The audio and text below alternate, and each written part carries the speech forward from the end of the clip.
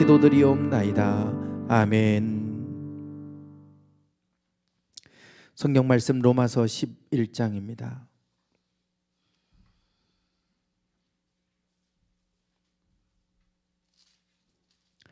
로마서 11장 25절 26절 두 절 앞에 있습니다. 25절과 26절 같이 한 목소리로 읽겠습니다. 형제들아, 너희가 스스로 지혜 있다 하면서 이 신비를 너희가 모르기를 내가 원하지 아니하노니, 이 신비는 이방인의 충만한 수가 들어오기까지 이스라엘의 더러는 우둔하게 된 것이라. 그리하여 온 이스라엘이 구원을 받으리라. 아멘. 네, 오늘 로마서 하나님의 주권에 대해서 말씀을 좀 나누겠습니다. 로마서의 핵심 구절 1장 17절 말씀, 우리 같이 17절 말씀 암송하실 수 있는 분은 암송하시고 같이 말씀을 읽겠습니다. 시작.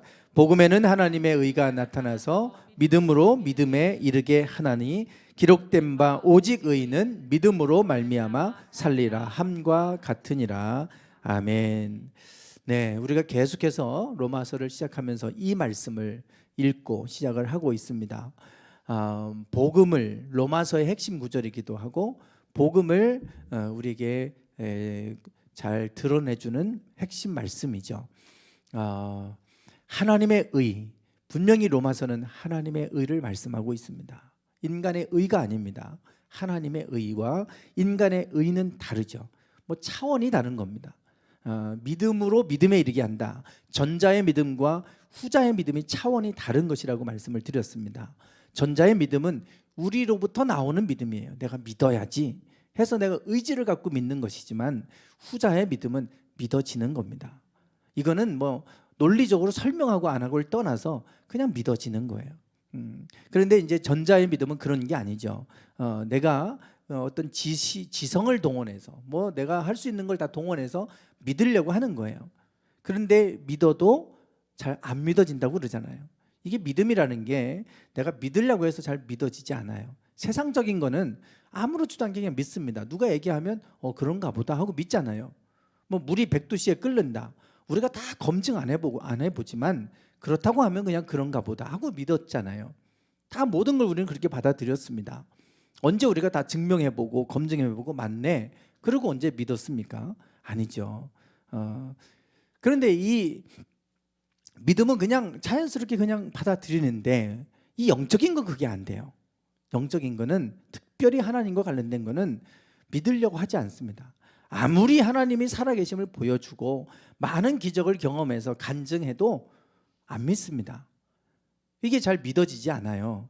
내가 믿으려고 하지도 않고, 그리고 이게 믿어져야 되는데 이건 영적으로, 이게 영적인 부분이기 때문에 사단이 우리에게 혼미를 하게 한다 그러잖아요.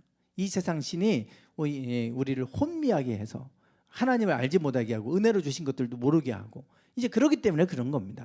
그래서 우리가 영적으로 열리면 그러면 이제 이런 것들이 믿어지게 되죠. 차원이 다른 문제예요.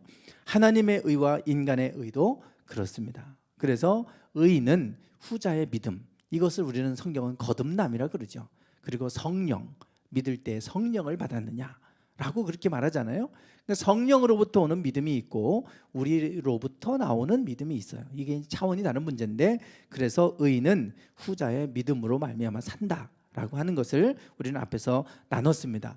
이 말씀을 도표로 나타내면 복음에 하나님의 의가 나타났다 그랬죠. 네, 복음에 하나님의 의가 드러났습니다. 이 복음은 기쁜 소식이잖아요. 예수님을 이 땅에 보내주셔서 누구든지 예수님을 믿기만 하면 우리 죄를 용서하시고 의롭다 칭해 주신다. 이게 하나님의 의잖아요. 네, 그래서 이 복음 안에 하나님의 의가 나타난 거예요. 율법의 의로 내가 열심히 선하게 살아서 의로워지는 게 아니라, 우리는 비록 죄인이지만 그 죄값을 대신해서 예수님이 죽으셨고 그것으로, 피값으로 우리 죄를 없이해 주셔서 이제 우리가 누구든지 예수님을 믿기만 하면 의롭다고 칭해 주시는, 이게 하나님의 의예요. 그래서 하나님의 의와 사람의 의는 다른 것입니다. 전혀 다른 거예요. 그래서 로마서는 하나님의 의를 말하고 있고 복음에는 그 하나님의 의가 나타난 것이다. 절대 우리 인간의 의를 말하지 않아요. 물론 뒤에 후자에 가면 이제 우리가 그 믿음, 의인은 믿음으로 말미암아 산다고 했는데 그 믿음이 들어오면 성령 안에 있으면 이전보다 새 사람을 입고 그래서 더 나은 모습으로 살아가게 되는 거죠. 내가 노력해서 되는 게 아니라 성령의 법으로 우리가 죄와 사망의 법에서 벗어나게 되면 그러면 이제 이전처럼 내가 뭘 하려고 하는 것이 아니라 하나님을 경외하는 믿음이 생기면 이제는 내가 양심을 따라서 하나님 말씀을 따라 살아가게 되고 율법의 요구를 이루게 되는 이런 삶을 향해 나가게 된다. 이게 이제 로마서에서 말하는 하나님의 의입니다. 그래서 전반부 1장에서 8장까지는 어떻게 우리가 의롭게 되느냐, 이게 믿음으로 의롭게 된다라고 하는 부분을 말하고 있다면 후자는 어떻게 이제 우리가 믿음으로 의인에 이르게 됐으니 어떻게 의인으로서 살아갈 것인가, 이거를 이제 구체적으로 말씀을 해주고 있죠. 이것이 이제 로마서의 구조입니다. 우리 각 장에 좀 번호를 좀 달고 각 장의 주제를 좀 달아보고 오늘 말씀을 나누도록 하겠습니다. 좀 눈을 감아 보시고, 이제 그림을 그려 보시죠. 삼각형을 그리시고 안에 십자가를 그려 넣으시고 사각형을 그리시고 사람 인자를 그려 넣었습니다. 자, 이제 박수 준비하시죠. 박수. 번호 찍겠습니다. 시작. 1, 2, 3, 4, 5, 6, 7, 8, 9, 10, 11, 12, 13, 14, 15, 16. 이제 저절로 손이 막 가시죠. 이제 막 돌아갑니다. 손이 이제. 1장은 뭐였죠? 이방인의 불의. 하나님의 의를 말하기 전에 먼저 우리가 얼마나 불의한 존재인지를 얘기해야 되는데 이방인의 불의. 그 불의의 본질 안에는 무엇이 있습니까? 하나님을 알면서도 하나님을 영화롭게도 하지 않고 감사하지도 않았다. 여기서부터 하나님의 진노가 나타났다. 그러잖아요. 그래서 하나님을 알면 우리가 해야 될 것, 하나님을 영화롭게 하는 거예요. 그게 예배잖아요. 예배. 하나님이 가장 기뻐하시는 게 예배입니다. 하나님을 송축하는 거죠. 그래서 요한계시록에 보면 그 스랍들이 하나님을 찬양하고 있잖아요. 그리고 24장로들도 찬양하고 내생물도 찬양하고 계속해서 보좌에서는 하나님을 높으신 하나님을 거룩하다 거룩하다 만군의 주여 그러면서 하나님을 찬양하는 모습이 나오죠. 하나님을 송축하는 이런 모습을 보게 돼요. 그래서 하나님은 찬양 중에 거하십니다. 우리의 찬양 중에 거하세요. 그래서 하나님은 우리가 하나님을 이렇게 높여드리고 영화롭게 하는 걸 원하시고 그런 예배를 원하시죠. 그런 예배. 인간의 예배가 아니라 우리를 찬양하는 예배가 아니라 하나님을 높여드리는 예배. 그곳에 하나님이 임재하십니다. 그래서 인간의 이방인의 불의는 하나님을 알면서도 영화롭게 하지 않고 감사하지도 않았고 오히려 거꾸로 하나님이 만든 피조물을 섬기는 그 피조물에게 영광을 돌리는 이러한 죄를 범하게 됩니다. 이 우상 숭배에 관한 얘기죠. 2장은요. 이스라엘의 불의. 그들은 하나님을 알긴 알아요. 그런데 율법을 갖고 자기들이 스스로 의로워지려고 노력을 하지만 율법을 오히려 파기하고 율법을 지키지 못하는 이 이스라엘의 불의함에 대해서 말씀하고 있고 3장은 온 인류의 불의. 그래서 3장은 의인은 없나니 하나도 없다. 하나님을 찾는 자도 없다 그랬어요. 우리가 새벽에 어리석음에 대해서 우리가 말씀을 나눴는데 어떤 게 어리석음이냐? 하나님이 없다고 하는 것. 어리석은 자는 하나님이 없다고 한다. 그게 어리석음이라 그랬죠. 그러나 하나님이 지각 있는 자와 하나님을 찾는 자가 있는가 굽어 살펴보신즉 그런 사람이 하나도 없었다. 시편 53편 말씀하잖아요. 즉 지혜 있는 자라고 하는 건 하나님을 인지하고 하나님을 찾는 사람이 지혜로운 사람입니다. 그런 사람에게 하나님의 지혜가 임하는 거죠. 그래서 온 인류의 불의는 하나님을 찾는 사람이 하나도 없었다. 그리고 의인도 하나도 없다. 그래서 하나님의 영광에 이르지 못하게 됐다. 모든 사람이 죄를 범하였음에 하나님의 영광에 이르지 못하더니. 그게 이제 로마서 3장에서 우리에게 말씀해 주고 있습니다. 4장은 뭐죠? 아브라함. 믿음으로 이루어진 아브라함이에요. 그죠? 아브라함 얘기를 왜 하냐? 아브라함은 율법으로 의로워진 게 아니고 믿음으로 의로워진 사람이다. 그래서 그 유대인들에게 율법의 의로 구원받는다고 하는 의로워진다고 하는 이 개념만 있던 그들에게 아니다. 봐라. 믿음으로 아브라함이 율법이 있기 전부터 믿음으로 의롭다함을 받지 않았느냐? 이렇게 이제 말씀하는 게 4장이죠. 5장은요. 네, 아담과 예수 그리스도. 한 사람이 불순종함으로 모두가 죄인 된 것처럼 한 사람이 순종함으로 우리 모두가 다 의인이 됐다. 이 대표성의 원리에 대해서 말씀을 나눴습니다. 그러니까 아니 어떻게 예수님이 우리를 왜 죽었다고 우리가 의로워져? 그분이 죽은 거 나하고 뭔 상관이야? 이런단 말이에요. 그런데 아담이 죄를 범함으로 우리가 죄인 됐다고 하는 건 다 알고 있어요. 사람들이. 유대인들도. 그걸 받아들이고 있고. 그런데 한 사람이 순종함으로 우리가 의롭게 된다는 건 못 받아들이는 거예요. 예, 그래서 봐라. 아담도 한 사람이 불순종함으로 우리가 다 죄인 되지 않았냐. 한 사람이 순종함으로 우리가 다 의롭게 되는 거다. 그 예수 그리스도를 아담과 비유에 빗대서 이제 말씀을 해주고 있죠. 6장은요. 세례. 세례는 주님과 이제 연합하는 것이다. 7장, 8장 우리가 지난주 이 말씀을 나눴습니다. 죄의 복과 성령의 복. 네, 이따가 잠깐 이제 지난주 했던 걸 제가 정리하고 오늘 이제 하나님의 주권 9장, 10장, 11장 말씀을 나눌 거예요. 이제 끝을 향해 달려가고 있습니다. 어쩌면 가장 우리가 지금 어려운 부분이 9장, 10장, 11장일 수 있어요. 하나님의 주권에 관한 얘기입니다. 하나님의 섭리와 관련된 것이죠. 네, 이 부분이 우리가 이제 참 이해하기 어려운 부분일 수도 있습니다. 오늘 그 부분을 좀 나눌 겁니다. 네, 9장은 뭐죠? 이스라엘의 구원. 10장 이방인을 구원하시고 11장 온 인류를 그래서 구원하시죠. 이게 이제 하나님의 섭리 계획이고 12장 교회 생활, 13장 사회 생활, 14, 15 성도 간의 생활, 16장 끝인사. 16장이 없어져. 16장. 네. 우리가 지난주에 죄의 법과 성령의 법에 대해서 말씀을 나눴습니다. 7장과 8장 아주 중요한 지금 사도 바울의 고백이 여기 나오죠. 사도 바울 누구보다도 율법의 의로는 바리새인 중에 바리새인이라고 할 정도로 스스로 그렇게 자부심을 느끼고 스스로 아주 자랑스럽게 얘기할 정도로 자기가 가말리엘의 수하에서 그가 공부했던 학문을 했던 사람이다. 그 정도로 이 사도 바울은 사실 그 부분에서는 뛰어났던 잘 나갔던 사람이고 누구보다도 철저하게 율법대로 살려고 노력했던 사람이잖아요. 그런 그가 이렇게 탄식하고 고백하는 걸 보게 됩니다. 7장 21절부터 24절까지 말씀인데요. 한번 같이 읽어보겠습니다. 시작. 내 속사람으로는 하나님의 법을 즐거워하되 내 지체 속에서 한 다른 법이 내 마음의 법과 싸워 내 지체 속에 있는 죄의 법 아래로 나를 사로잡아 오는 것을 보는도다. 오라 나는 곤고한 사람이로다. 이 사망의 몸에서 누가 나를 건져내랴. 아멘. 네. 사도 바울이 늘 고민은 이거였어요. 누구보다도 율법의 의를 이루려고 노력했던 사람입니다.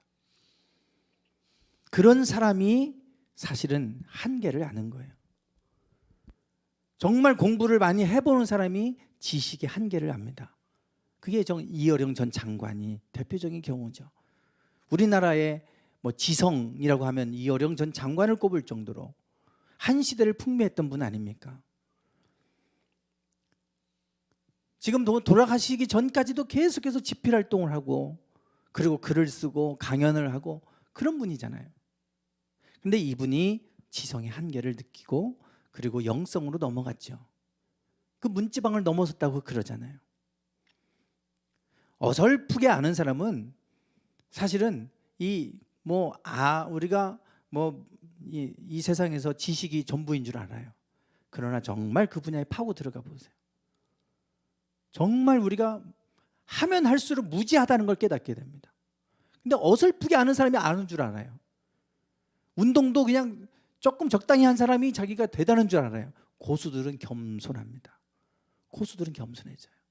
그러니까 깊이 들어가면 들어갈수록 내가 얼마나 연약하고 얼마나 무지한 존재인지를 깨달아가는 거예요. 신앙생활도 마찬가지입니다. 그냥 대충 하는 사람은 신앙생활 쉽다고 생각하는데 신앙생활을 깊이 들어가다 보면 신앙생활이 참 어렵다. 이런 걸 우리가 얘기하잖아요. 뭐든지 어떤 분야든 깊이 들어가면 들어갈수록 어려워요. 그리고 내가 할 수 있는 게 별로 없다는 걸 알아가게 되는 거예요. 그게 사실은 우리가 점점점 높은 경제에 들어가면 들어갈수록 겸손해지는 이유는 한계를 알기 때문에 그래요. 한계. 많은 걸 아는 것 같지만 사실은 알면 알수록 모르는 게 훨씬 더 많다는 걸 아는 거예요, 사실은. 예. 그래서 사도 바울이 율법에 의로워지려고 하면 할수록 자기가 죄인이라는 걸 더 깨달아가는 겁니다. 이상하잖아요. 내가 의로워지려고 하면 할수록 더 의로워져 가는 것 같은데 내가 더 죄인임을 더 알아가는 거예요, 거꾸로. 사도 바울이 그 앞에 지금 좌절합니다. 오호라 나는 곤고한 사람이로다. 이 사망의 몸에서 누가 나를 건져내랴. 그 속에서 늘 괴로워하는 거예요. 내가 속사람은 하나님의 법을 즐거워하는데 여전히 내 속에는 내 죄의 법이 나를 사로잡아 나를 죄의 법으로 끌어가는 걸 내가 본다. 그러면서 오호라 나는 곤고한 사람이로다. 그 한계에 부딪히는 거예요. 내 노력으로 되는 게 아니구나. 이게 내 노력으로 될 수 있는 게 아니구나. 인간의 의의 한계를 지금 알게 되는 겁니다. 그래서 우리가 한계에 대한 말씀을 지난주에 나눴어요. 한계에 딱 부딪히게 되면 자꾸 사람들은 포기하고 좌절하고 낙심하고 그러는데 이 한계, 그래서 우리가 한계에 부딪히게 되면 어떤 부분이든지 다 우리는 뭐를 하다 보면 한계에 이르게 돼요. 한계에 도달할 수밖에 없어요. 왜냐하면 인간은 유한한 존재이기 때문에. 그렇죠. 인간은 유한한 존재이기 때문에 한계에 이를 수밖에 없어요, 결론은. 그러니까 솔로몬도 전도서를 통해 헛되고 헛되면 헛되고니 헛되다. 내가 다 누려봤지만 그게 헛된 것이더라 이러잖아요. 그러니까 우리가 누려보기 전에는 모르는데 누려보고 나면 아무것도 아닌 거 알잖아요. 다들 부러워하는데 가져보면 아무것도 아니잖아요. 그걸 갖기 위해서 막 그렇게 많이 돈 벌고 막 해갖고 막 몇 천만 원짜리 가방 사는데 사고 나면 아무것도 아니잖아요. 물론 제가 안 사봤지만 그 많은 사람들이 명품 백을 들고 막 그렇게 하고 젊은 사람들이 그거 한다고 막 열심히 일해서 돈 벌어 그거 사지만 잠깐 기쁨 누리지만 그것뿐이잖아요. 아무것도 아니잖아요. 그러고 나니까. 사실 우리 인생이라는 게 그런 거 아닙니까? 뭐든지 내가 그 자리에 올라가면 뭔가를 이룰 것 같은데 사실은 올라가고 나면 아무것도 아니에요. 뭐든지 어떤 부분이 가든지 다 한계가 있어요. 한계. 그런데 이 한계에 부딪혔을 때 우리는 이 한계가 끝이라고 생각하지만 사실은 끝이 아니다. 한계 넘어가 있다는 거잖아요. 한계 넘어가. 그래서 이 한계를 우리가 이 한계에 부딪혔다 이 말은 이제 한계를 넘어설 지점까지 내가 와 있는 거다. 한계도 우리가 노력하지 않으면 한계를 몰라요. 그럼 한계를 넘어설 수가 없어요. 한계를 아는 사람이 한계를 넘어서는 겁니다. 한계, 내가 그래서 한계를 아는 것이 중요한 거예요. 내가 얼마나 곤고한 사람이고 내가 얼마나 죄인 중에 괴수 중에 괴수인지 사도 바울이 이걸 깨닫잖아요. 그러니까 그걸 넘어서는 성령의 법 안에서 이걸 넘어설 수 있는 지점까지 온 겁니다. 그래서 이게 죄의 법에서 성령의 법으로 넘어가잖아요. 오늘 우리가 어떤 한계에 부딪혔다. 그러면 하나님이 내 삶 가운데서 이 한계를 넘어서게 하는 지점까지 내가 와 있구나. 그리고 포기할 게 아니라 그 한계를 넘어서는 지점에 하나님이 나를 이끄시도록 나를 맡기는 거예요. 이영 전 장관이 그거 한 겁니다. 자기의 딸이 죽어갈 때 할 수 있는 게 하나도 없었잖아요. 근데 하나님이 고치시는 걸 봤거든요. 지성으로 할 수 없는 지성의 한계에 부딪혀서 내가 그렇게 똑똑하고 지성인 중에 지성인이라고 얘기하고 뭐 대한민국을 대표하는 지성이라고 그러는데 할 수 있는 게 없는데 근데 혼자 기도하면서 하나님이 하시는 걸 봤거든요. 그래서 자기는 지성의 한계를 알았기 때문에 그 한계를 영성으로 넘어가 버리잖아요. 지성을 부정한 게 아니고 지성을 뛰어넘어 버리는 겁니다. 우리가 한계를 회피하는 게 아니라 한계를 넘어서게 하는 거예요. 그게 바로 하나님이 우리를 이끄시는 삶입니다. 지금까지는 내가 능력으로 이렇게 해왔지만 그것을 부딪혔을 때는 그 부분을 뛰어넘게 하시는 분은 하나님이에요. 우리 노력으로 절대 넘어서지 못합니다. 우리는 이거를 초월이라 그러잖아요. 초월. 장애는 피하고 극복하는 게 아니라 초월하는 거예요. 초월. 자꾸 극복하려고 하는데 한계에 부딪혀서 극복이 됩니까? 내 능력이 한계에 부딪혔는데 뭘 극복해요? 이거는 넘어서는 거예요. 그러면 내가 어떤 질병이 오면 질병을 고쳐보려고 막 별 싸움을 다 하는데 나중에는 질병이 온 걸 받아들이고 아무것도 않지 않게 그냥 내가 그걸 넘어서 버려요. 그걸 넘어서는 단계에 들어가는 거죠. 내 상황을 넘어서 버리는 거예요. 그러면 더 이상 그게 문제가 안 됩니다. 그래서 많은 믿음의 사람들이 그렇게 성령 안에서 죽음도 넘어버리잖아요. 그냥 죽음 앞에 다 두려워하는데 이 사람들은 죽음을 넘어서 버리잖아요. 그냥. 그래서 우리가 이 사도 바울이 한계에 부딪혔을 때 성령의 법 안에서 이걸 넘어서죠. 이제 자신의 의가 아니라 하나님의 의로 들어가는 요 결정적인 계기가 되는 것이 7장에서 8장이에요. 우리가 지난주에 이 한계에 대한 얘기를 하면서 영에 대한 얘기를 했어요. 영은 없다는 겁니다. 사실 우리가 나이가 먹어갈수록 우리가 아는 것은 할 수 있는 게 별로 없다는 걸 알아가잖아요. 젊었을 때는 내가 열심히 하면 다 될 것 같이, 노력하면 뭔가 더 한 발자국 나가고 더 진보하고 할 것 같은데 나이가 먹어갈수록 점점 내가 할 수 있는 게 없다.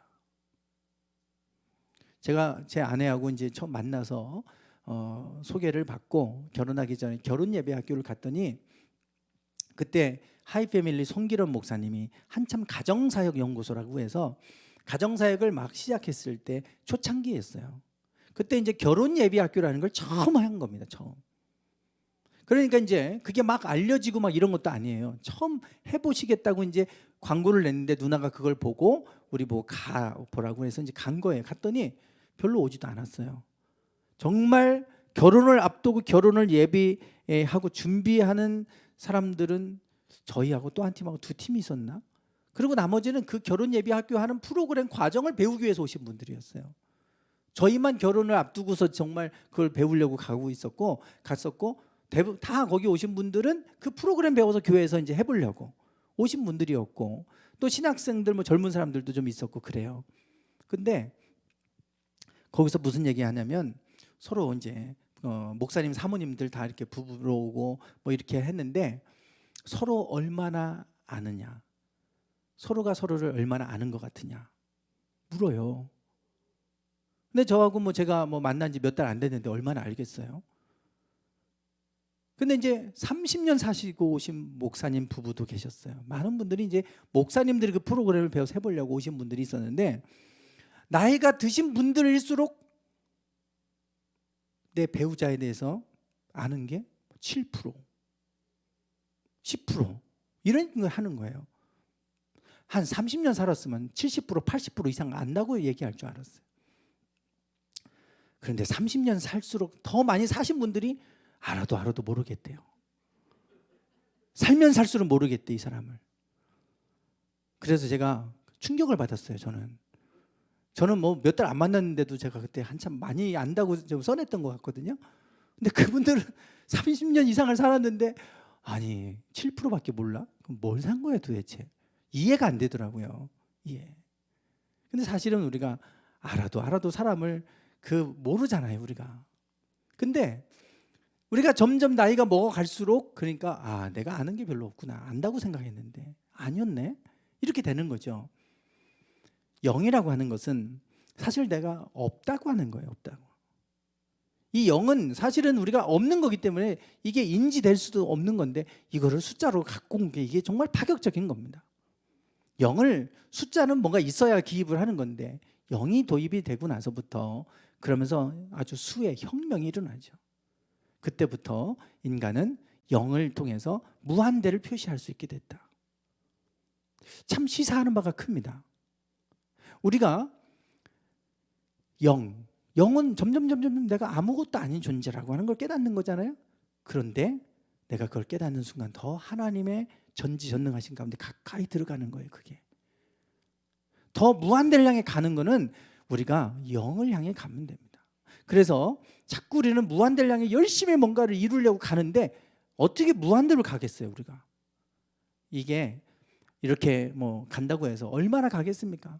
기껏해야 오래 살아야 100년인데 뭘 이루면 이루고 뭘 하면 얼마나 하겠어요? 근데 우리가 이렇게 가던 것을, 무한대를 향해 가던 거를 이제는 우리가 거꾸로 반대 방향으로 돌아서서 영을 향해 가는 거예요. 내가 아무것도 아닌 존재구나. 하나님의 은혜가 아니면 내가 할 수 있는 게 하나도 없구나. 이걸 알 때 우리가 그때부터 하나님의 능력을 힘입게 돼요. 그래서 그 능력으로 하나님이 하시는 일들을 보게 되는 거죠. 그러면 내가 하는 것보다 하나님이 내 안에서 일하시니까 내가 할 수 없는 일들을 하나님 하게 하세요. 그게 요셉에게 일어났던 일이잖아요. 노예로 팔려가서 뭘 할 수 있습니까? 감옥에 가서 뭘 할 수 있겠어요? 그런데 하나님이 그 삶 속에서 일하시니까 총리가 되게 하시잖아요. 자기 노력으로 어떻게 노예가 총리가 됩니까? 될 수 없는 일이잖아요. 우리가 감옥에서 자기 주인의 아내를 범하려고 했던 누명을 쓰고 갔으니 무슨 뭐 살 길이 없죠. 언제 죽어도 죽을지 모르는데 내가 할 수 있는 게 하나도 없구나. 그 순간에 하나님이 그를 들어 쓰시는 거예요. 그러니 우리가 이제는 사도 바울처럼 오라 나는 권고한 사람이로다. 이때가 하나님이 내 삶 가운데 일하실 때고 우리 한계를 넘어서게 하실 때인 거예요. 이때 우리는 나의 의로는 할 수 있는 게 없다. 그때 하나님의 의를 우리가 깨닫게 되고 하나님의 의로 나갈 수 있게 되는 것이죠. 그래서 로마서 8장 1절과 2절에서 이렇게 고백을 하죠. 읽어보겠습니다. 시작. 정죄함이 없나니 이는 그리스도 예수 안에 있는 생명의 성령의 법이 죄와 사망의 법에서 너를 해방하였습니다. 아멘. 네. 죄와 사망의 법 안에 우리가 있으면 몸부림쳐도 못 벗어납니다. 내가 사망의 법 아래에 있는데 어떻게 벗어나요? 이미 우리가 우리 차원에 있으면 절대 그걸 못 벗어나요. 성령의 법이 우리를 그 사망의 법에서 해방하는 거예요. 그러니까 내가 노력해서 사망의 법을 절대 못 벗어납니다. 성령의 법이 우리를 더 다른 차원으로 이끌어 가시는 거죠.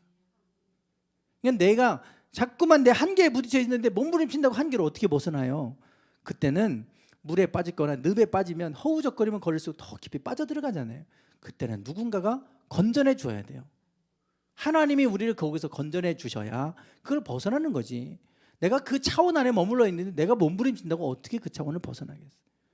성령의 법이 우리를 죄와 사망의 법에서 해방했다. 그래서 8장은 성령장입니다. 성령, 육신으로 할 수 없는 것을 하나님은 하신다. 그래서 영을 쫓는 자는 육신의 일을 생각하고, 육신을 쫓는 자는 육신의 일을 생각하고, 영을 쫓는 자는 영의 일을 생각한다. 왜 그러잖아요. 우리가 성령 안에 거하면 하나님이 율법의 요구도 이루어지게 하신다. 내 힘으로가 아니라 성령 안에 있으면 하나님이 내가 이룰 수 없었던 율법의 요구도 이루게 하시더라. 이것이 이제 죄의 법과 성령의 법입니다. 이게 사도 바울의 삶을 통해 나타나는 것이고 그 속에서 영의 눈이 열리니까 이런 거를 쓸 수 있는 거예요. 사도 바울이 로마서를 통해. 율법을 가지고 그렇게 몸부림쳐 보지 않은 사람은 절대 저런 거를 말할 수가 없어요. 내가 다 경험해 보니까 이렇더라는 거 아니겠어요? 그 차원을 넘어서 본 사람이 하는 얘기예요, 지금. 오늘 이제 죄의 법과 성령의 법은 지난주 여기까지 나눴고 오늘 하나님의 주권에 관한 얘기를 이제 하게 되는데요. 하나님의 주권 9장, 10장, 11장은 이스라엘을 구원하시고 이방인을 구원하시고 결국은 온 인류를 구원하시는 하나님의 섭리를 말합니다. 이제 하나님의 주권을 얘기하는데 하나님의 섭리와 관련된 것이죠. 먼저 이스라엘의 구원과 관련된 부분 9장에서 말씀을 쭉 하고 있어요. 이스라엘에 대한 먼저 구원은 하나님이 2000년 동안 아브라함부터 예수님까지 오실 때까지 2000년의 역사입니다. 그리고 예수님부터 지금까지가 2000년이잖아요. 2022년이 지금 됐는데 그리고 아담부터 아브라함이 올까지가 2000년. 정확하게 계산해 보면 2008년 정도 나옵니다.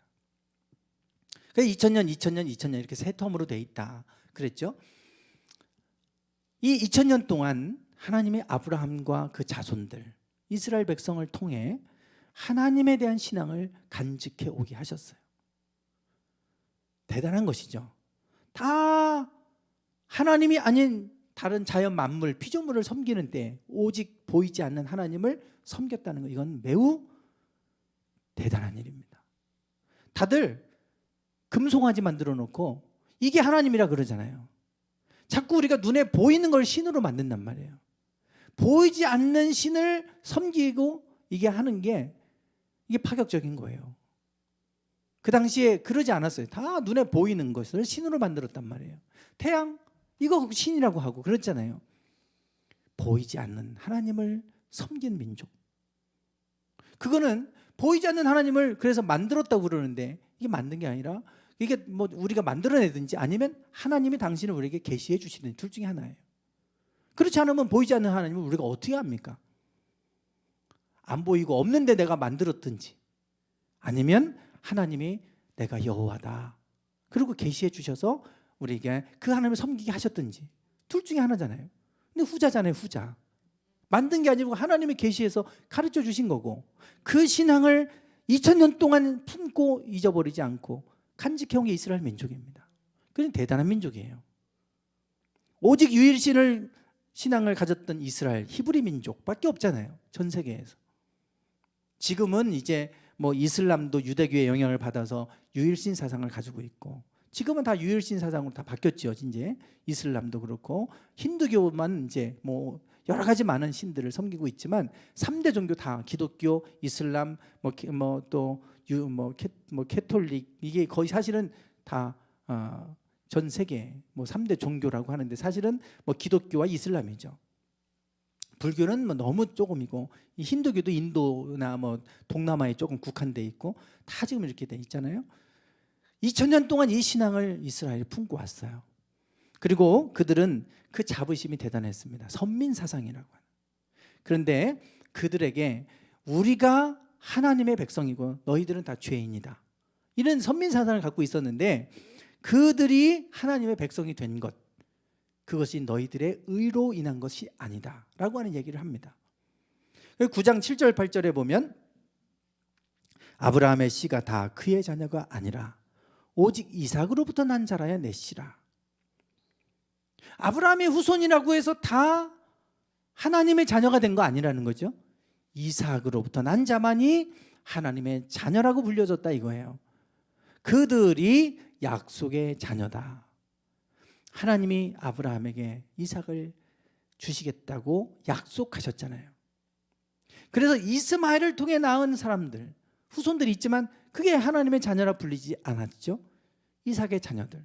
그들이 자기 의롭게 살아서 자녀가 된 게 아니라 하나님이 아브라함에게 약속했기 때문에 그 약속을 통해서 그들이 하나님의 자녀가 된 것이지 그들이 뭘 의롭게 되려고 노력해서 너희가 됐냐? 아니다. 하나님의 주권이라는 거예요. 너희가 하나님의 백성이 된 것도 하나님의 주권에 의해서 된 거지 너희들이 뭘 해서 된 거 아니지 않냐. 리브가에게 또 이렇게 말씀하셨어요. 큰 자가 어린 자를 섬기리라. 내가 야곱은 사랑하고 에서는 미워하였다 하신 것 같으니라. 태중에 두 쌍둥이가 있을 때 큰 자가 작은 자를 섬기리라 그러셨죠. 그래서 에서가 야곱을 섬기게 되죠. 그리고 하나님의 백성은 에서가 아니라 야곱으로부터 또 이렇게 12지파로 흘러가잖아. 이삭의 아들에서도 에서와 야곱이 있었지만 야곱으로 하나님의 백성들이 흘러가잖아요. 그럼 왜 첫째 에서가 아니고 야곱이냐? 야곱이 뭘 특별하게 해서냐? 아니라는 거예요. 하나님의 태중에 있을 때부터 내가 야곱은 사랑하고 에서를 미워한다. 그것도 하나님의 주권에 있었다 이 말이에요. 하나님의 주권에 있었다. 그래서 뭐라고 얘기하냐면 15절과 16절 원하는 자로 말미암음도 아니고 다른 박지 않은 자로 말미암음도 아니고 오직 긍휼히 여기시는 하나님으로 말미암은 것이다.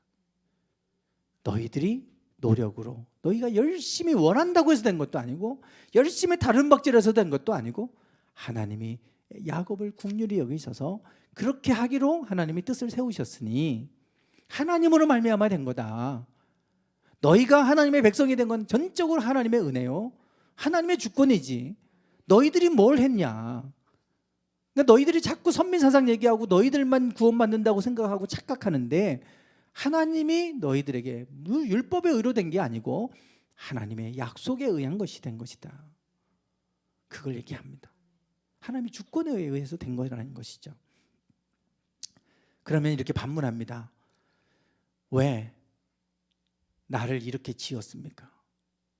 왜 에서는 내가 왜 야곱을 태중에 있을 때부터 섬기는 자가 되어야 됩니까? 불공평하잖아요. 지금 말로 말하면.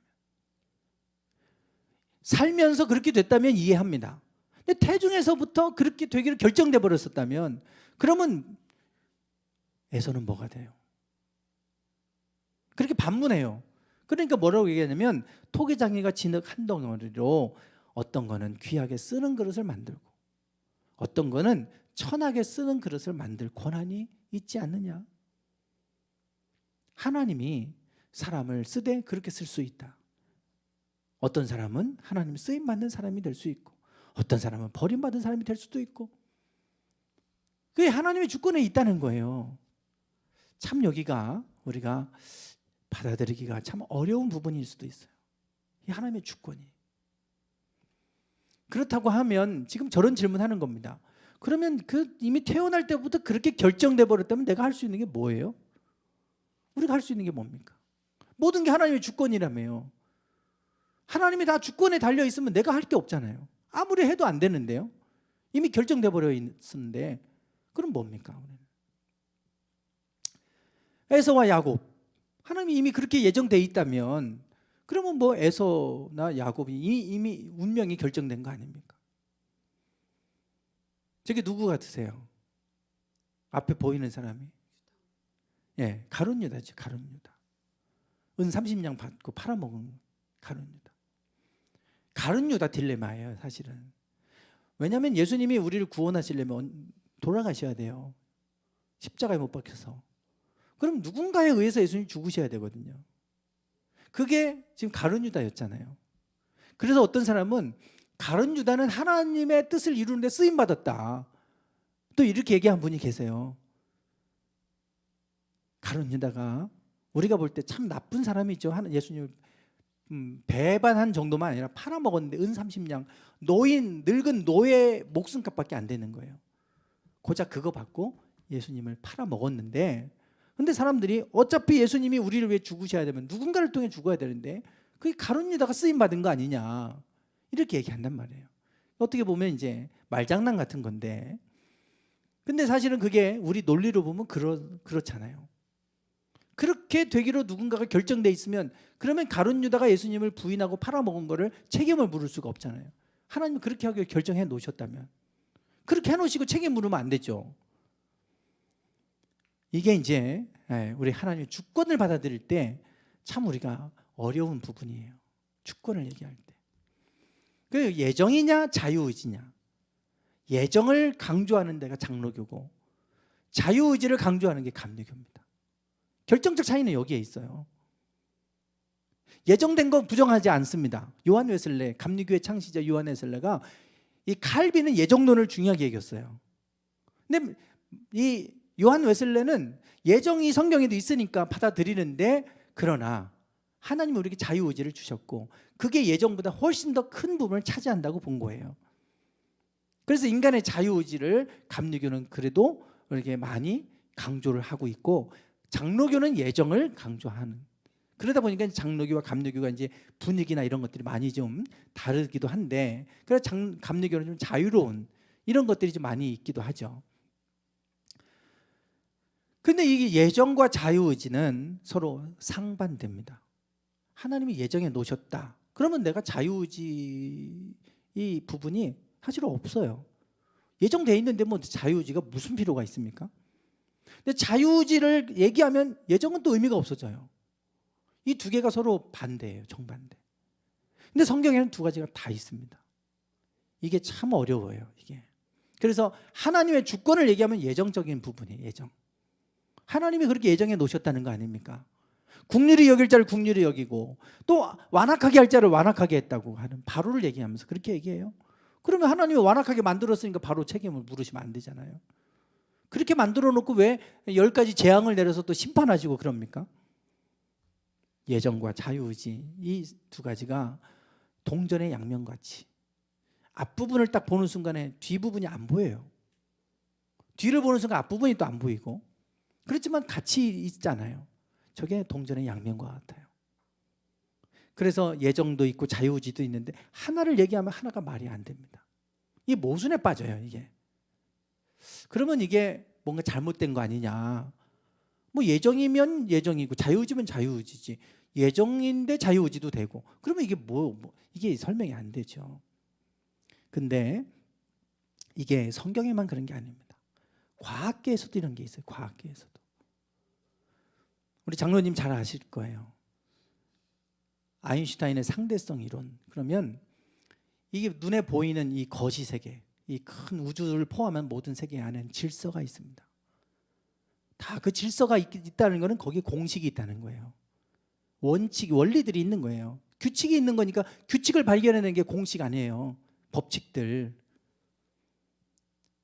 그래서 이 법칙들에 따라서 이 우주 만물이 움직입니다. 그래서 그 법칙에 탁 대입하면 탁탁탁탁 나오고 정확하게 맞잖아요. 그래서 이 온 우주 만물을 설명할 때는 아인슈타인의 상대성 이론 가지고 이제 설명을 합니다. 뭐 특수 상대성 이론도 있고 일반 상대성 이론도 있고 뭐 여러 가지 상대성에 대해서 얘기하지만 어쨌든 상대성 이론으로 이 우리 눈에 보이는 이 세상이 돌아가는 모든 세계는 다 설명이 되는 거예요. 그런데 원자 세계로 들어가면 여기는 이 상대성 이론이 전혀 통하지 않습니다. 안 맞아요, 하나도. 상대성 이론에 의하면 모든 것이 확정돼 있어서요. 그 확정된 거에 따라서 그냥 움직입니다. 뭐 지구가 태양 주위를 1년에 한 바퀴 돌고 365일 공전하고 24시간 자전하고 그러잖아요. 그거는 늘 그렇게 원칙, 법칙에 따라서 움직입니다. 모든 것들이 확정됐어요. 근데 이 양자 세계, 원자 세계로 들어가면 이게 확정된 게 하나도 없어요. 그래서 불확정성의 원리라 그럽니다. 다만 이것이 어떻게 될지 우리가 확률적으로 알 뿐이지 정말 알 수 있는 방법이 없어요. 확정된 게 하나도 없어요. 그런데 이게 이 세상으로 보이는 세상으로 딱 나오면 이게 확정이 돼 버려요. 근데 확정되지 않은 거니까 어떻게 보면 우리로 따지면 자유의지 같은 거죠. 이거 확정된 게 아니잖아요. 자기 의지에 달려 있는 거니까. 이 예정은 확정된 거잖아요, 이미. 이게 서로 안 맞는데요. 이게 양자역학 안에 들어가면 이게 확정이 안 돼서 어떻게 될지 아무도 몰라요, 이게. 근데 나오는 순간에는 이게 법칙에 딱딱 맞게 확정돼서 된단 말이에요. 이게 참 이게 그래서 두 이론이 서로 안 맞아요. 양자역학으로 이 보이는 세계를 적용해도 하나도 안 맞고 양자세계, 원자세계 안에는 양자역학 그리고 보이는 세계는 상대성 이론 이걸로 다 설명이 되는데 두 개를 통합하는 통합 이론을 만들려고 하는데 아직도 못 찾았고 있어요. 설명이 안 돼요. 그래서 과학계도 그렇고 성경도 그렇고 그래요. 그런데 이게 서로 모순인 것 같은데 우리가 볼 때는 우리가 불완전하기 때문에 그런데 하나님 안에는 이게 있는 거예요. 공의와 은혜. 그렇죠? 은혜를 베푸는 순간 공의가 어디 있습니까? 내가 용서하고 사랑하고 그러면 원칙이라는 게 다 무너지잖아요. 그런데 원칙을 내세우면 이거 다 사라지죠. 은혜가 어디 있어요? 은혜가 법대로 되는데. 근데 은혜와 공의가 있으시잖아요, 하나님 안에. 이 두 가지가 우리가 볼 때는 이게 함께 할 수 없거든요. 근데 하나님은 두 가지가 다 있잖아요. 그래 이게 이제 요 부분이에요. 그래서 이 부분이 하나님의 주권을 얘기할 때 이게 이제 우리 생각으로는 이게 하나를 얘기하면 하나가 훼손이 되니까 이게 참 난처해지는 상황인데 우리가 다 설명할 수 없는 부분이 저런 거예요, 지금. 그래서 이제 어려운 부분이죠. 자, 이스라엘이 하나님의 의를 모르고 자기의 의를 세우려고 하나님의 의에 복종하지 않았다. 결국은 이스라엘이 하나님 앞에 버림받게 되는 그 이유는 하나님의 의를 모르고 자기 의로 구원받은 줄 알고 자꾸 그러다가 하나님의 의에 복종하지 않게 됐다. 이것을 지금 말하고 있어요. 이스라엘의 구원은 이제 2000년 동안 하나님을 믿는 신앙을 유지하고 말씀을 맡아서 해온 것 거기까지였어요. 이제는 하나님의 의가 예수 그리스도를 통해 복음을 통해 나타나죠. 그리고 이제 이방인의 의 이제 이방인의 의가 나오는데 뭐 하나님의 주권이 사실 너무 중요한 부분이죠. 시편 127편 1절 말씀이 솔로몬의 고백입니다. 제가 좋아하는 말씀이기도 한데요. 같이 한번 읽어보시겠습니다. 시작.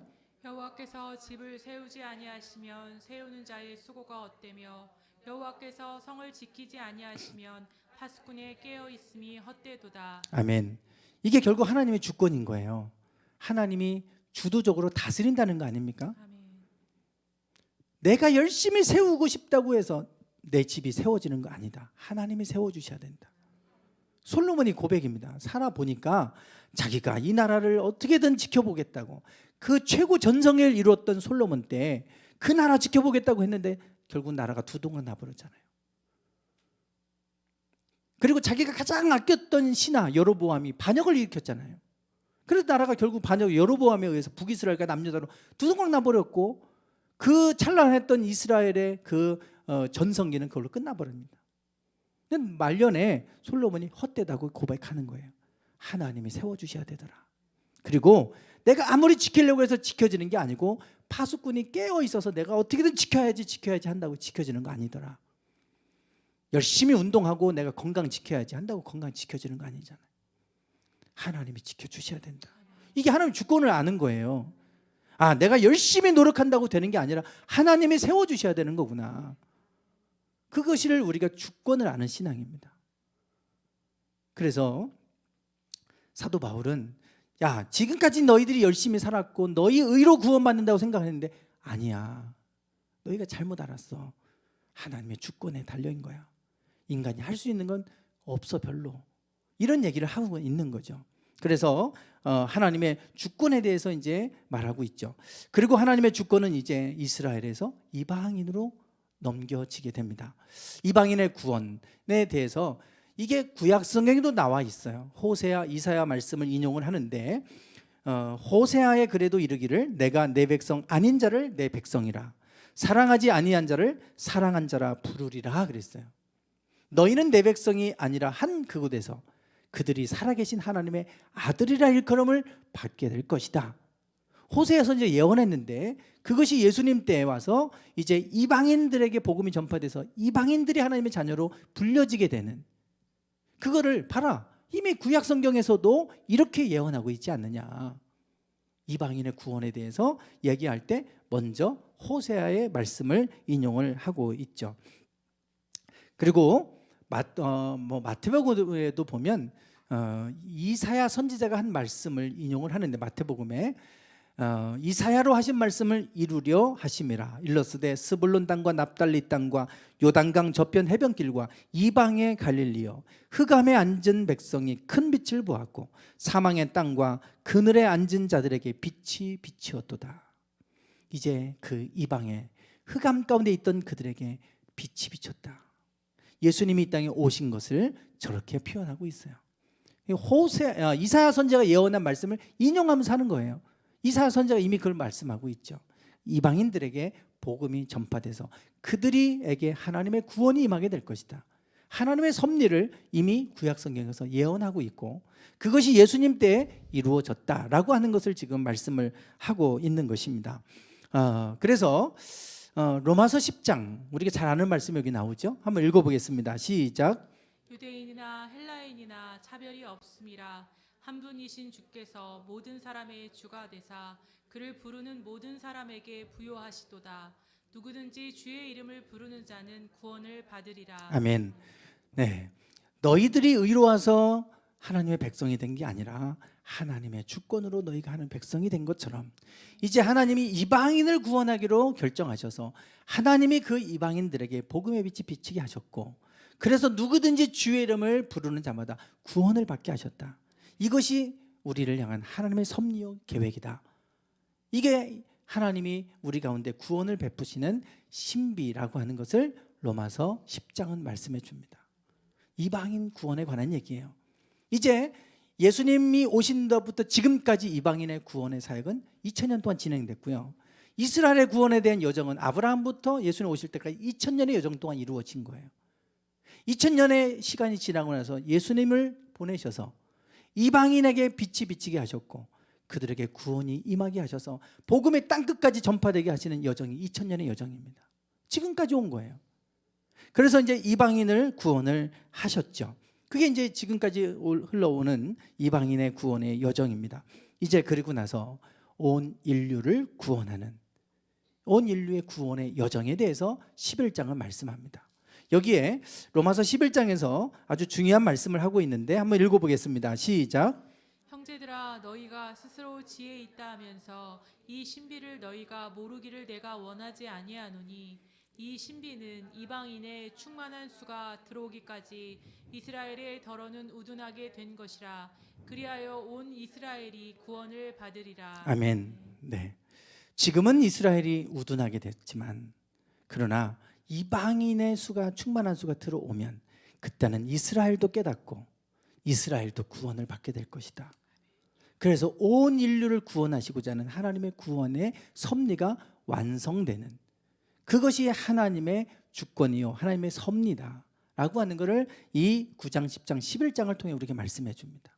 결국은 하나님이 온 인류를 구원하는 여정이라는 거예요. 지금 이 모든 과정들이. 지금까지는 너희들만이 아니라 너희들만 구원받고 이방인들은 다 멸망받을 존재가 아니라 너희들을 통해서 먼저 하나님을 알게 하셨고, 이제는 그들에게도 복음의 빛이 비춰서 그들도 구원받는 백성이 되게 하셔서 결국은 너희들도 그것을 통해 시기나게 해서 너희들까지도 구원하는 것, 이게 온 인류를 구원하시고자 하는 하나님의 계획이다. 이거를 이제 밝히고 있죠. 하나님의 섭리, 하나님이 구원하시고자 하는 하나님의 주권에 대해서 말씀을 하고 있어요. 여기에 이방인의 충만한 수가 들어올 때까지는 이스라엘이 더러는 우둔하게 된다 이렇게 말하죠. 누가복음에도 비슷한 말씀을 합니다. 누가복음에 보면 저희가 칼날에 죽임을 당하고 모든 이방에 사로잡혀 가겠고, 유대인들 얘기하는 거예요. 예루살렘은 이방인의 때가 차기까지, 아까는 이방인의 수가 충만한 수가 들어오기까지라고 했잖아요. 그때까지는 이스라엘이 우둔하게 된다 그랬는데, 예루살렘이 이방인의 때가 찰 때까지는 이방인들에게 밟히게 될 것이다. 실제로 AD 70년에 예수님 돌아가시고 불과 33세에 돌아가셨고, 저게 70년이니까 37년 후의 일이잖아요. 그리고 예루살렘은 완전히 로마에 의해 멸망당했고, 저 자리에 성전은 돌 위에 돌 하나도 남지 않고 흔적도 없이 사라져 버렸고, 저 자리에 이슬람 사원이 세워졌어요. 지금도 이슬람 사원이 있죠. 황금 사원이라고 불리고 바위 사원. 그래서 저 자리가 솔로몬의 성전에 지성소가 있던 그 한복판에 이슬람 사원이 세워져 있잖아요. 이방인의 때가 찰 때까지는 예루살렘이 이방인에게 짓밟힌다. 지금 짓밟혀 있잖아요. 그래서 지금 이방인의 때가 찰 때까지, 이방인의 수가 다 들어올 때까지는 밟히는 때가 올 것이다. 그러나 그 충만한 수가 차면 이스라엘이 깨닫고 이스라엘도 하나님 예수님을 영접하는 때가 올 것이고, 그래서 그들도 하나님의 구원의 대상이 될 것이다. 이것이 지금 로마서에서 말씀하고 있는 온 인류를 구원하시고자 하는 하나님의 여정이잖아요.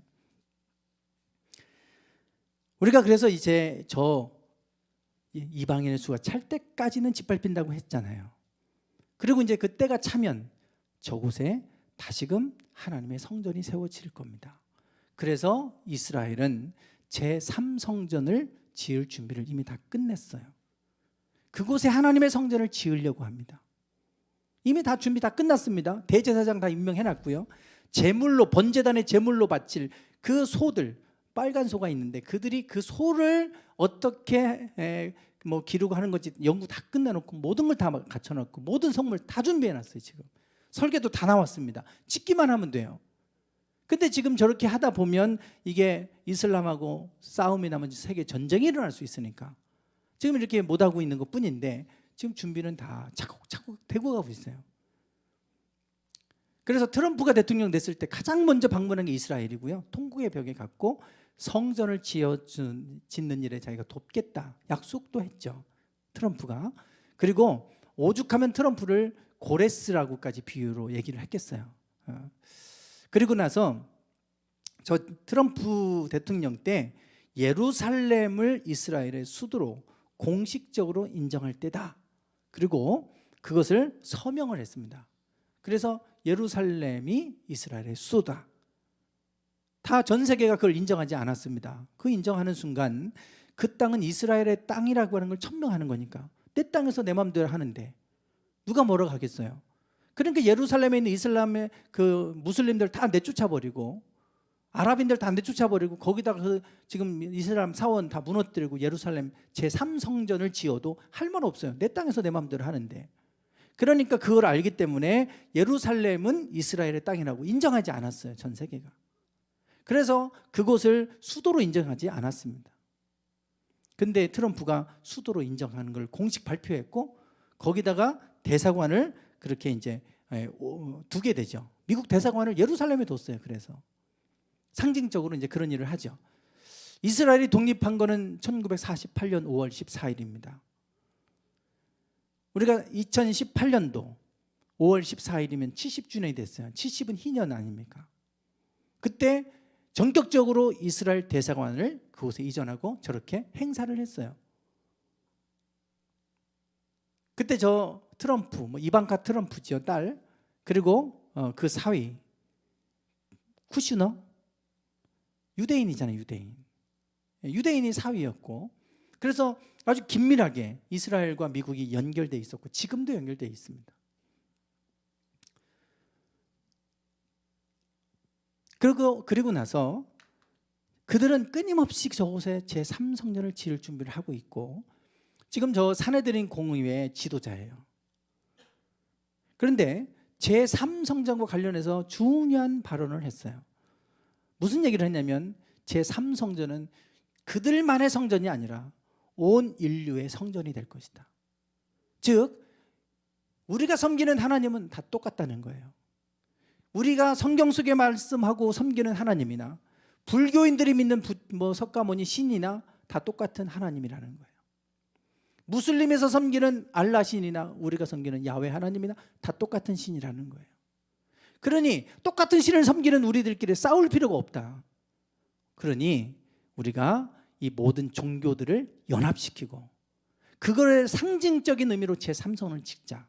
온 인류를 위한 성전, 모든 종교인들을 위한 성전 만들자는 거예요. 혼합 종교의 등장을 얘기합니다. 저거 유엔을 통해 지금 차곡차곡 준비 다 되고 있어요. 그래서 종교와 관련된 그런 기구가 만들어져 있고 저거 진행하고 있습니다, 지금. 그러면 그렇게 딱 돼서 전 세계가 좋아. 우리 서로 싸우지 말고 우리 같은 하나님을 섬기는 사람들이니까 서로 니네 종교 내네 종교 할 거 없이 같이 하자. WCC에서 그거 하는 거 아닙니까? WCC에서. 그러니까 막 무당도 나오고 막 별거 다 하잖아요. 그거 한다는 거예요. 누구든지 자기를 이 연합 제3성전과 종교 통합을 받아들이고 이 연합의 일부로 자신을 여기고 그리고 제3성전을 주축으로 한 하나님을 경배하면 구원을 받습니다. 그들이 만들어 놓은 그 신, 그 통합 종교, 그걸 믿어야 구원받는다고 얘기하는 거예요. 이제 나중에 이게 666이 될 겁니다. 제가 볼 때 그래요. 저거 믿는 자만 이제 패스하는 거예요. 방역 패스하듯이. 우리는 지금 저것들이 보이지 않게 지금 물밑에서 계속 진행 중에 있습니다. 그래서 할 수만 있으면 저걸 빨리 하려고 하는데 지금 아직까지는 지금 그게 지금 전 세계가 동의가 되지 않으니까 못 하고 있는 건데 계속 물밑에서 유엔을 통해서 그거 하고 있고 WCC에서 그거 지금 하고 있고 그 WCC의 모든 종교 지도자를 다 참여하잖아요. 다 지금 그렇게 분위기가 무르익어 가고 있는 거예요. 이방인의 때가 찰 때까지는 짓밟히지만 다 이방인의 수가 차면 이제 이스라엘도 구원받게 되는 이런 때가 오고 그때가 되면 이제 제3성전이 세워지면 그때가 되면 이제 요한계시록에서 말씀하는 시대로 넘어갈 겁니다. 그렇게 본다면 그렇게 막 먼 미래 일이 아니에요. 그때가 지금 주이시 크리스찬이라고 그러죠. 주이시 크리스찬, 메시아닉 주라고도 부릅니다. 유대인이면서 예수님이 메시아임을 고백하고 받아들이는 사람들 23명 정도로 시작했는데 지금 3만 명이 넘었다고 그러고요. 검색해보면 메시아닉 주의 폭풍적인 성장 이런 기사들이 막 나와요. 왜냐하면 하나님이 직접 그들을 꿈속에서 만나주시고 환상 가운데 나타나주시고 막 이러거든요. 그래서 지금 메시아닉 크리스찬들이 막 늘어나 무슬림들 중에도 그런 일이 일어나고 있잖아요. 지금 지난번에도 우리 박연을 선교사 와서 그 얘기 하잖아요. 선교사들이 할 수 없는 거를 예수님이 꿈 가운데 나타나서 직접 만나주시고 그러면서 막 이 사람들이 회심하고 예수님을 받아들이고 하는 일들이 지금 마지막 때니까 일어나는 거예요. 이제. 그래서 이제는 이방인의 수가 다 차가고 있고 이제는 이스라엘도 하나님 구원하고 있는 일들이 지금 진행되고 있잖아요. 그래서 로마서에서 말하는 하나님의 섭리, 그 구원의 완성이 이제 거의 끝지점을 향해 가고 있다라고 하는 것을 우리는 보게 됩니다. 하나님의 섭리를 로마서를 통해 우리에게 말씀하고 그 하나님의 구원의 여정들이 끝지점에 우리는 와 있는 모습을 봅니다. 그래서 오늘 이 로마서를 통해서 하나님의 구원을 향한 하나님의 열심, 또 하나님의 주권, 이 부분의 말씀을 나눴는데, 오늘 우리가 하는 것 같지만 그러나 하나님이 주인이 되어 주셔야 되고, 하나님이 세워 주셔야 되고, 하나님이 지켜 주셔야 되고, 하나님이 우리로 하여금 또 열어서 보게 하시고 깨닫게 해주셔야 믿음도 하나님으로부터 나오는 것이고, 모든 것이 하나님께 속해 있다, 이거를 깨달을 때 우리는 인간 차원을 넘어서서 하나님이 행하시는 일들을 보게 될 줄 믿습니다. 우리 찬양하시고 기도하고 마치겠습니다.